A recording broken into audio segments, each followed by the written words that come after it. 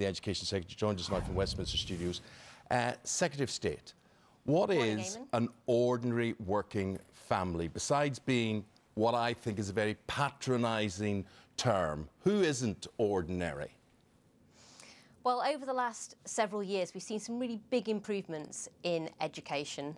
Theresa May, as Prime Minister, has said she wants to make Britain a country for everyone, and that has to begin with continuing to see more improvements in education over the coming years. We've really focused on trying to lift education outcomes for disadvantaged young people and children. That's why we brought forward Pupil Premium. But what we're setting out today is that we also think we need to recognise that there are children just above that threshold of children who qualify for free school meals and Pupil Premium, but are in families that are on below average incomes. And those notionally are the group that we're talking about as ordinary working families. So we're trying to get some facts and data around them so that we can get a better sense of how they're doing. If I was your English teacher or your press secretary's English teacher, I'd be just saying, say what you mean. You mean disadvantaged or less well-off families, or the ones who are just about managing. We understand that, we get that, because we all like to think that we're all hard-working or that we're all ordinary working. But you're saying when money comes into play, there is an advantage because tutors come into play for a lot of pupils.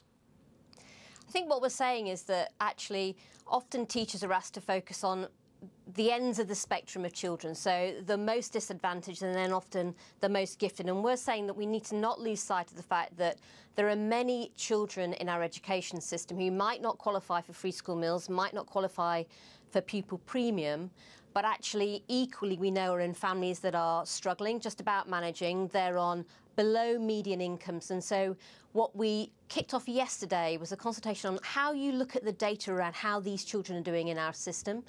And with a better evidence base, I think we can make sure that they're truly on our radar and that we can keep a really much stronger eye on how they're progressing through our system. And I think that really matters in making sure that we've got an education system that works for all of our children. OK, it's great that you're getting that data because, you know, we all need facts, we all need things to work from, so that's good. I think the trouble is, parents, I'm one of them, I come from a family of teachers all around me, they feel they have enough data, to be honest, to know what's not working in schools, and they certainly feel their experience is that it is lack of money. Look at some of the we can all both quote figures at each other, but these are some of the ones that struck me this week. Schools are so hard up that more than 1 in 6 have had to write letters to families asking for contributions of at least £20 for basics like books and sort of basic IT equipment. Many have had to ask kids to take pictures of homework on their phone because they can't afford even to photocopy, let alone have the books, which makes you wonder... see the school play. Yeah, and exactly, and to wonder, to be honest, what would happen if your child couldn't afford a phone, because they're in real trouble then. And one school in North London has had to ask for donations of £250 per parent because they've had £100,000 slashed from their budget. Do we really need any more evidence, or is it clear that we need more money? I think evidence is absolutely vital if we're going to have effective policy in education. But in terms of the money, I recognise that schools do face budget pressures. But in terms of how much we're investing, it's never been more. The school budget is at a record level and we've protected it. It's actually rising from 40 billion this year to 42 billion over the next 2 to 3 years. And in fact, over the last 20 years, we've seen a 50% real terms increase in funding into the school system. And all of that protection of the core schools budget, of course, doesn't include the extra. I don't want to cut you off, it's very rude, but I just can feel people at home are thinking, OK, she's clearly not wanting to lie to us, so what's gone wrong and why are we experiencing this huge stretching? Why are we experiencing class sizes going up? Why are we experiencing frazzled teachers because they're losing their free periods to deal with more classes? You know, if you're saying there's more money than ever before, what is going wrong? Well, I think we recognise that on the cost base, schools are facing pressures.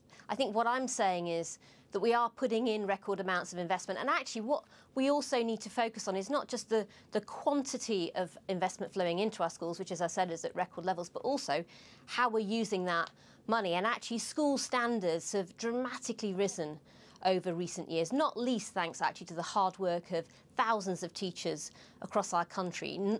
About 9 out of 10 of our schools are now good or outstanding, which is great news for pupils who are in them. And we want to continue to work to make sure that schools can get the most out of every single penny that's being invested, and we'll work really hard with schools over the coming months and years to make sure that they can achieve that continued great results on education that we've been seeing. And actually what I'm setting out today is how I want to have a stronger approach on evidence and data for children from ordinary working families, but also how in the future we want to continue to create even more good school places, because although there are now 1.8 million children in schools that in good school places that weren't there and weren't as good in 2010, actually there's still 1 million children who are in schools that are rated either inadequate or requiring improvement by Ofsted, and we really need to make sure that we focus our efforts on lifting those schools and those standards over the coming months and years as well.